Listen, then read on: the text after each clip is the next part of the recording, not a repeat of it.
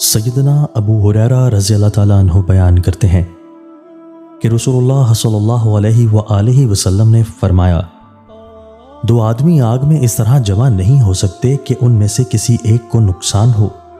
وہ مسلمان جو کافر کو قتل کرے اور پھر راہ ثواب پر چلتا رہے اور میانہ روی اختیار کرے۔ دو چیزیں بندے کے پیٹ میں جمع نہیں ہو سکتی، اللہ تعالیٰ کے راستے کا غبار اور جہنم کا دھواں۔ کسی آدمی کے دل میں دو چیزیں جمع نہیں ہو سکتی، ایمان اور لالچ۔ حضرت عبداللہ بن عمر رضی اللہ تعالیٰ عنہما کہتے ہیں، رسول اللہ صلی اللہ علیہ وآلہ وسلم نے میرے جسم کا ایک حصہ پکڑا اور فرمایا، اللہ کی عبادت اس طرح کرو کہ گویا کہ تم اسے دیکھ رہے ہو، اور دنیا میں اس طرح ہو جاؤ کہ گویا کہ تم اجنبی یا مسافر ہو۔